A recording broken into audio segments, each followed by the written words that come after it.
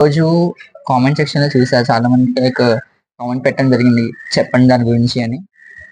And also మనకి స్వామివారికి ఇచ్చే ప్రతి పదార్థం కూడా డోనర్స్ ఇస్తారని చెప్పేసి నేను మొన్న ఒక అర్చక స్వామివారి వీడియోలో చూశాను. సో మనం గవర్నమెంట్ పరంగా మాట్లాడుకోకుండా అసలు ఆ టెంపుల్ పరంగా మాట్లాడుకోవాలి తెలిస్తే లైక్ పాస్ట్ మన ఇంట్లో మనకి ఏం లోటు ఉన్నాయో మనకి తెలుస్తుంది కానీ మన పక్కిన వాళ్ళు తెలియదు కదా ఆ లోటు ఏంటో. సో అదే విధంగా టెంపుల్లో ఏం లోటు ఉన్నాయి, టెంపుల్లో ఏం డెవలప్ చేయాలి, ప్రసాదంలో ఎలాంటి కల్తీ కలగడం అనేది ఆల్ ఫేర్.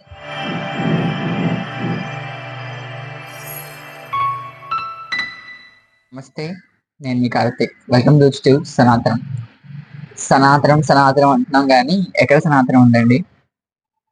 అంటే మనం ఎక్కువ ఇష్టపడేది తిరుమల లడ్డు, అన్నవరం ప్రసాదం అని చెప్తూ ఉంటారు. చాలా సినిమాల్లో కూడా డైలాగ్ ఫేమస్ అయి ఉండేది. కానీ తిరుమల లడ్డూకే ఇలా జరుగుతుంది అంటే నాకు ఇంకా ఏం చెప్పాలో కూడా అర్థం కావట్లేదు. జనరల్ గా అసలు నేను నాకు విన్న ఈవినింగ్ ఈ న్యూస్ తెలిసిందనమాట. వీడియో చేద్దాము అని అనుకున్నాం కానీ మళ్ళీ ఎందుకులే కాంట్రవర్సీస్ మనకి అని చెప్పేసి మేము బ్యాక్ చెప్పడం జరిగింది. అండ్ ఈరోజు కామెంట్ సెక్షన్ లో చూసా చాలా మంది లైక్ కామెంట్ పెట్టడం జరిగింది చెప్పండి దాని గురించి అని. బికాస్ ఈవెన్ నేను కూడా ఎక్కువ అంతా దాని గురించి ఏమి చూడలేదు, ఎందుకంటే మాకు ప్రెసెంట్ సెమిస్టర్ అవుతుంది కాబట్టి పెద్దగా నేను దాని మీద ఎక్కువ అంత కాన్సన్ట్రేట్ చేయలేకపోయాను. కానీ అది ఇప్పుడు మనకి ఆ టెస్ట్ చేయడం వల్ల ఏంటంటే తెలిసిందంటే అందులో ఫిష్ ఆయిల్ మన బీఫ్ ఫ్యాట్ కలిసింది అని చెప్పేసి అందులో మనకి రిపోర్ట్స్ లో వచ్చింది. అండ్ ఆల్సో ఇది ఎక్కడి నుంచి స్టార్ట్ అయ్యింది సెన్స్ మనకి తిరుమల అనేది మనకి ఎక్కువ వచ్చే రెవెన్యూ డెవలప్ చేసే ఒక టెంపుల్ కాబట్టి అందులో కూడా కక్కుడికి ఎందుకు పడుతుందో నాకు అసలు అర్థం కావట్లేదు. బికాస్ అంత ఇన్కమ్ వచ్చినప్పుడు ఆ ఇన్కమ్ ని ఒక సపరేట్ జోన్స్ కి పంచి పెట్టడం వల్ల మనకి ఎలాంటి ప్రాబ్లం యాక్చువల్గా ఉండదు. అండ్ ఆల్సో మనకి స్వామివారికి ఇచ్చే ప్రతి పదార్థం కూడా డోనర్స్ ఇస్తారని చెప్పేసి నేను మొన్న ఒక అర్చక స్వామివారి వీడియోలో చూశాను. నేను స్వామివారి పెట్టే పచ్చకర్పూరంతో సహా డోనర్స్ ఇస్తారంట. మరి ఇంకా ఈ డబ్బంతా ఎక్కడ ఖర్చు పెడుతున్నారో అసలు అర్థం కావట్లేదు. అండ్ ఆల్సో ఈ తిరుమలలో ఇంకోటి మనం గమనించుకోవాల్సింది ఏంటంటే యాజ్ మనకి ఇంకా నేను ఏ గవర్నమెంట్ కి వ్యతిరేకంగా చెప్పట్లేదు. బికాస్ ఆ గవర్నమెంట్ లేసిన ఆ గవర్నమెంట్ చేసి ఈ గవర్నమెంట్ తప్ప ఈ గవర్నమెంట్ చేస్తున్నారు. సో మనం గవర్నమెంట్ పరంగా మాట్లాడుకోకుండా అసలు ఆ టెంపుల్ పరంగా మాట్లాడుకోవాలి తెలిస్తే like past few years back Tirumala అనేది అందరికి ఒక వైబ్రేషన్ అలా ఉండేది. ప్రజెంట్ కరెంట్ కూడా తిరుమలకి అంతే ఒక పొటెన్షియల్ అయితే ఉంది. మనకి ఇప్పుడు తిరుమల అనేది అందరికి జనరల్ గా తిరుమల అంటే ఒక ఎమోషన్ కింద ఫీల్ అవుతాం. అక్కడ వెళ్ళాలని చాలా మంది డబ్బులు కూడా దాచుకుని హుండీలు డబ్బులు దాచుకుని పెట్టుకుని వెళ్తూ ఉంటారు తిరుమల అంటే. అలాంటి ఒక మంచి ప్లేస్ లో ఇలాంటివి కూడా జరుగుతున్నాయంటే అసలు వినడానికి చాలా బాధాకరంగా కూడా అనిపిస్తుంది.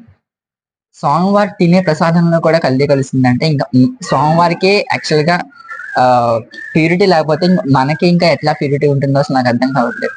రాను రోజుల్లో ఇంకా తిరుమలలో ఇంకా ఎలాంటివి జరుగుతూ ఉంటాయో. అండ్ థ్యాంక్ గాడ్ ఈ గవర్నమెంట్ వాళ్ళు చేశారు, దాన్ని కనిపెట్టారు అనేది రియల్లీ చాలా హ్యాపీ నాకు. అండ్ ఆల్సో ఇంకా ఏంటంటే తిరుమలలో ఒక మంచి ఈవో సిస్టమ్ రావాలండి. అండ్ ఆల్సో ఈవో సిస్టమ్ మాట్లాడినా ఇంకోటి కూడా వస్తుంది యాక్చువల్గా, ఎండోమెంట్. ఈ ఎండోమెంట్ అనేది కనుక మనం తీసేసి నేను చెప్పను యాక్చువల్గా తీయకుండానే యాక్చువల్గా ఇప్పుడు మనకి ఆ టెంపుల్స్ లో ఉన్న వాళ్ళకి వాళ్ళ హ్యావ్ ఓన్ క్యాపబిలిటీస్. అంటే ఇప్పుడు మన ఇంట్లో మనకి ఏం లోటు ఉన్నాయో మనకి తెలుస్తుంది కానీ మన పక్కింటి వాళ్ళు తెలియదు కదా ఆ లోటు ఏంటో. సో అదే విధంగా టెంపుల్లో ఏం లోటు ఉన్నాయి, టెంపుల్లో ఏం డెవలప్ చేయాలని చెప్పేసి ఆ టెంపుల్లో మెంబర్స్ తెలుస్తుంది. బయట నుంచి ఎవరో వచ్చి దాన్ని కంట్రోల్ చేయాల్సిన అవసరం అయితే నాకు లేదనిపిస్తుంది యాక్చువల్గా. ఇంత బడ్జెట్ అని చెప్పేసి ఆ టెంపుల్స్ మనం ఇచ్చేస్తే వాళ్ళు దాన్ని ఇన్వెస్ట్ చేసుకుంటారు, వాళ్ళు డెవలప్ చేసుకుంటారు నా ఫీలింగ్ యాక్చువల్గా. సో అదొకటి ఈవో సిస్టమ్ అని ఒకటి తీసేయాలి, అండ్ ఎండోమెంట్ సిస్టమ్ తీసేయాలి.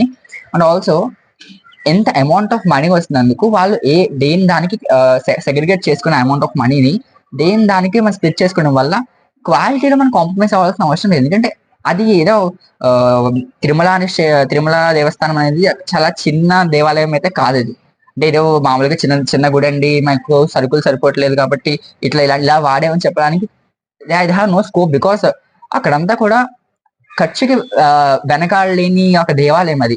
కొన్ని వేల టర్న్ ఓవర్ కోట్లు మనకి అక్కడ తిరుమల వస్తున్నప్పుడు ఆ ఖర్చు గురించి ఎందుకు చూస్తున్నారో నాకు అర్థం కావట్లేదు. అండ్ ఎందుకు మిగిల్చుకోవడం ఎందుకు ప్రయత్నిస్తున్నారు? భక్తులు ఇచ్చింది భక్తులు పెట్టడానికి ఎందుకు అంత బాధపడుతున్నారు కూడా నాకు అసలు అర్థం కావట్లేదు. మిగిల్చుకోవాలి, వెనకేసుకుంటే మనకి ఏం వస్తుంది యాక్చువల్ చెప్పండి. ఇప్పుడు ఇవాళ తింటాం, రేపు తింటాం, ఎల్లుండి తింటాం. సత్యంద్రగా తింటూనే ఉంటామా చెప్పండి? ఆ ఒక డబ్బు అనేది తినలేం కదా! సో మై ఫీలింగ్ ఏంటంటే అంత భక్తులు ప్రేమగా స్వామివారికి సమర్పిస్తున్న కానుకలు, హుండీలు, డబ్బులు అన్నీ కూడా స్వామివారికి ఉపయోగపడేట్టు అలా నలుగురు జనాలకు ఉపయోగపడేట్టు చేయాలి. మన సనాతన ధర్మంలో ఒక ట్యాగ్‌లైన్ ఏంటి? సర్వే జన సుఖినో భవంతు, లోకా సమస్త సుఖినో భవంతు. సర్వే జన సుఖినో భవంతు అంటే జనాలు ఎక్కడ సుఖంగా ఉంటారు?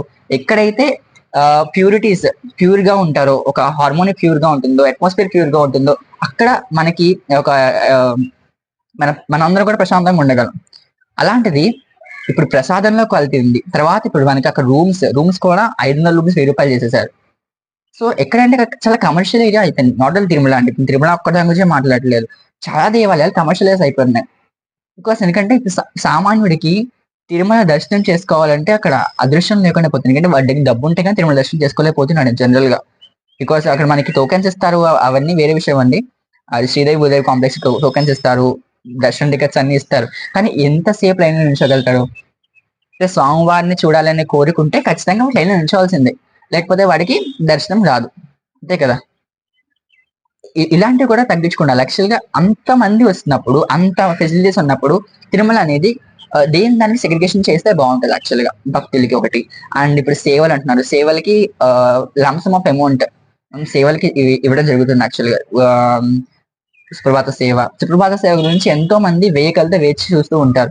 ఎప్పుడెప్పుడు ఒక దాన్నేమంటారు మనం దాన్ని ప్రొఫైల్ ఉంటది కదా! తిరుమల మనకి వెబ్‌సైట్ ఉంటది కదా! ఆ వెబ్‌సైట్ ఎప్పుడు ఓపెన్ అవుతుందా? ఎప్పుడు మనం టికెట్ బుక్ చేసుకుందాం అందులో అని వెయ్యి కళ్ళతో జనాలు చూస్తూ ఉంటారు. కానీ అది వేల మీద లెక్క పెట్టొచ్చు. ఎవరి వరకు వస్తుందని వేల మీద లెక్క పెట్టొచ్చు. ఒక సుప్రభాతం సేవ ఏదైనా సేవ కావచ్చు. సుప్రభాతం కాదు. ఏ సేవైనా కూడా వేల మీద లెక్క పెట్టవచ్చు. ఎంతమందికి వస్తుందని కూడా.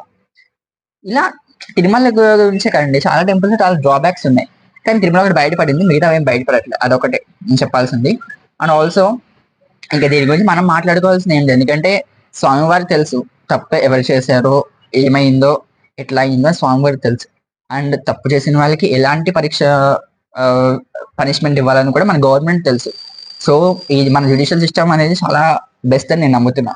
సో మన జ్యుడిషియల్ సిస్టమ్ వాళ్ళకి తెలుసు. ఇప్పుడు ఇలాంటి తప్పు చేసిన వాళ్ళంటే ఇది ఒక రిలీజన్ మీద పడిన మచ్చ కాదు యాక్చువల్‌గా. ఇది ఒక మన ఒక దేవుడి మీద మనం వేసుకునే మచ్చ యాక్చువల్‌గా ఇది చెప్పాలంటే ఇప్పుడు.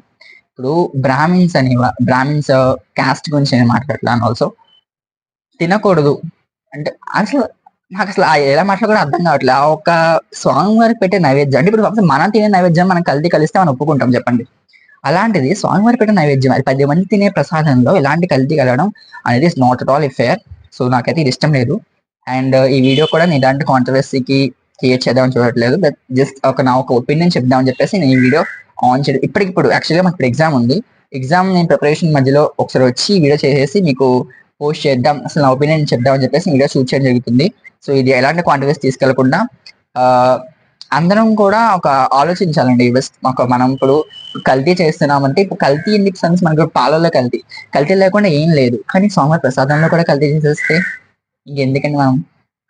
So what I mean to say is ఇదైతే యాజ్ పర్ ద సనాతన ధర్మ కావచ్చు. ధర్మం పరంగా కావచ్చు. అలాగే మనకి అట్‌లీస్ట్ హ్యుమానిటీ పరంగా కూడా కావచ్చు. చాలా తప్పు. సో దీన్ని సీరియస్‌గా తీసుకుంటే ఫర్దర్‌గా ఇలాంటివైతే బయట పడవని నేను అనుకుంటున్నాను. దీనికొక ఆర్గనైజేషన్ రావాలండి. ఏదో ఒక ఆర్గనైజేషన్ వచ్చి ఈ దేవాలయాలన్నింటిని కూడా మనల్ని సెక్యూర్ చేసుకునేలా ఉండాలి. వాళ్ళెవరో వదిలేసిన ఒక ఎండోమెంట్ సిస్టమ్ అనేది మనకి ఇప్పుడు ఇంకా ఉంచేశారు. దాన్ని ఫస్ట్ తీసేసి ఎవరి వాళ్ళు పెట్టుకుంటే it's better I think so. So thank you so much. నేనేమైనా తప్పు మాటలు క్షమించండి. సుఖినో భవంతు, లోకా సమస్తా సుఖినో భవంతు. స్వామివారికి తెలుసు ఏమైందో, ఏం జరుగుతుందో. ఆయన ఒక సమస్య ఆయనే పరిష్కరించుకుని ఉంటారు. మనందరం కూడా వేచి ఉందాం అంతే. అంతకన్నా నేను చెప్పలేను. నమస్తే.